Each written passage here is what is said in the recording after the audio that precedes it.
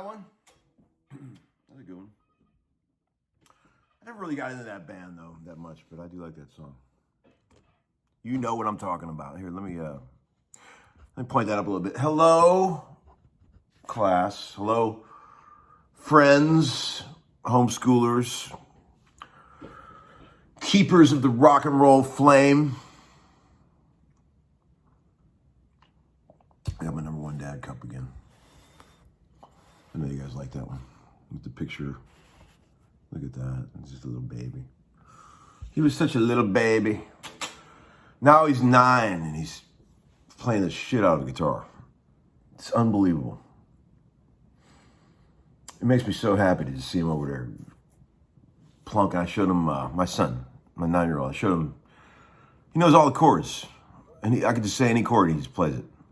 It's amazing. I showed him 8 Days a Week by the Beatles the other day and he's got the whole thing down. He does this bit.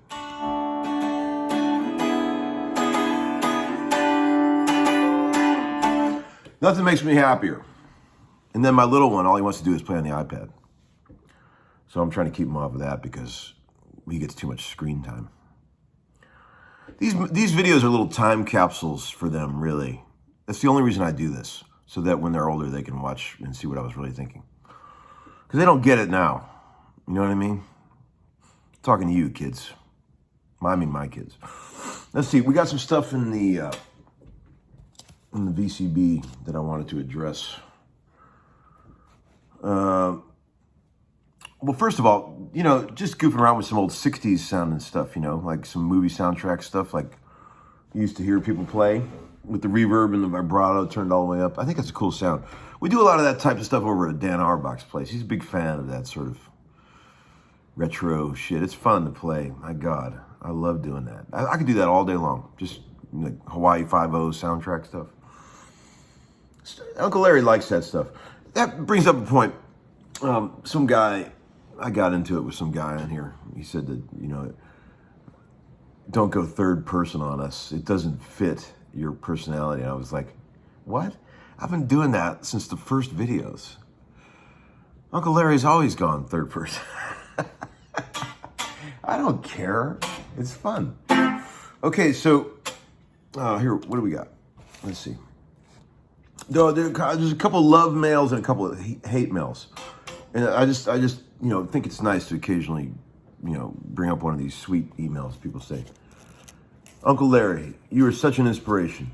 I love your rock and roll heart. Man, thank you. I appreciate that. It means a lot. You know, for a guy who doesn't, you know, who makes his living playing a lot of other things but rock and roll, I feel like I really do have a rock and roll heart, you know. All my favorite stuff is all rock and roll, unless I get to drinking, and then I want to hear that old Hank. What else we got? Another guy said, the clarity you get in each voice of the parts you play is great. Okay, thank you. And man, that's a good point, because that is something that I think about a lot when I'm playing. You know, people say, what do you think about when you're playing? You know, that's one of the things. See, when you've got, that's why I do this crazy stuff with where I play with the pick and the fingers, and I'm doing these claw things where I'm using, you know, this is piano stuff, right? You know, you can dig notes out of the insides of clusters at different velocities, right? That's the thing. You want to keep, like even for example, that silly thing that I was just playing. Like for example, I was just going like C.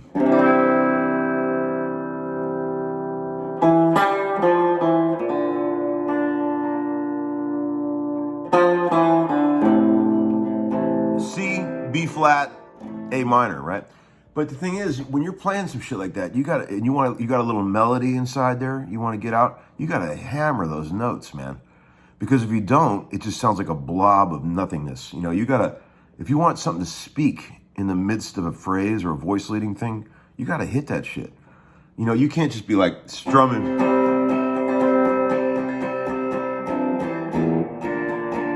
It doesn't, you got to dig it out.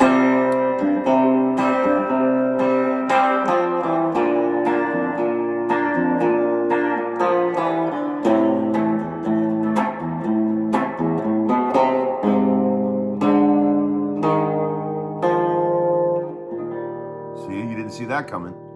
You didn't see that coming, did you? Coming off that A flat to the E flat. See, that's the thing. Your ear, your ear wants to go certain places. I was like,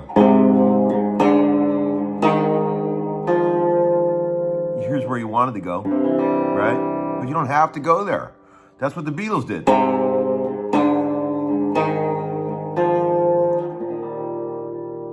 That's kind of cool too, right? All right, anyway. We'll get into more of that later. Voice leading. Okay, so here's, let's see. Another guy said, hey, Tom, I can't hardly read with my writing. I have terrible handwriting. It's terrible. I write this shit out, and then I try to read it. It's not working. Plus, I can't see anymore. I like to watch your videos while drinking wine or something. Yeah, man. Me too. I get that. I'm trying to put out a little peaceful calm into the world here, and we got enough craziness, don't we? Keep it chill around here, right? Nothing too crazy. I mean, we got older people around here. We don't need to get too crazy. Keep it nice and calm. Like the ultimate compliment I ever got on my video, in my silly videos, is my friend Allison Presswood, who I love to pieces. She's an amazing bass player. She said, "You're the only thing I can watch that calms me down besides Andy Griffith." Thank you, Allison. Love that. I'll never forget that. Okay, here's some hate mail. Okay, Uncle Larry is starting to resemble Captain Caveman, some guy said. Well, sorry, man. Oh, you know how I respond to those types of statements. Fuck off, okay? What else? Oh, some people have been having trouble with Trip the Witch merch. I have no idea what's going on with that. I have nothing to do with it, honestly. But I will inquire and see what's happening. That's not a Drew thing. That's not a Guitar House thing. That's coming from Bandcamp. And I'm not so sure what sort of timeline they're on. You know what I mean? So Dean's kind of been handling that stuff. So it's going to work out. Nobody has to worry. Anything that has Uncle Larry's name attached to it is going to work out. Okay? No one's going to get screwed or pay for a t-shirt or something that they never received, I won't stand for it. I will fucking go out there and whip everybody in that office's ass, okay? That's what I'll do. Okay, here's another thing. Guy said, hey, Tom, why do you think after 2 years you only have 64,000 subscribers? 2 years of pouring your heart out in free lessons, nobody cares. No, I don't know. I don't know. I'm glad to have that many. That's enough to fill a damn football stadium, And I like a small crowd anyway. I'm not a big crowd guy, I don't want a bunch of weirdos coming over here and watching this, I got enough of those already. You know who I'm talking about. Most of you guys are amazing, and 99% of you guys are amazing. There's a couple weirdos. You're gonna have that, though, I suppose, in any venture in life. Let's see. Well, okay. Why do I have only? Okay, probably because of my just tireless over editing of the videos or the shameless clickbait thumbnails I like to use. That's probably driving a lot of people away. I don't know. Maybe because I bet you I think what it is, honestly, really, no bullshit. I feel like from the very beginning, everybody is welcome here, right? If you want to sit and listen to this shit, anybody, I don't care what level you're at. But in my mind, I've always sort of aimed this shit that I'm showing you guys at a sort of a more advanced, player crowd, right? Like guys that are already out there suffering, trying to make a living in music as much as I am. I'm sort of, I don't want to be putting graphics of how to play a D chord up in the corner of my video, We already got that shit, right? And the right fingering for Smoke on the Water. You're not going to get that here on Uncle. That was hilarious. I saw some guitar teacher on here playing Smoke on the Water, showing it to people, and he didn't even play it right. Oh my God. I mean, come on now. Don't be spreading misinformation about Richard Blackmore.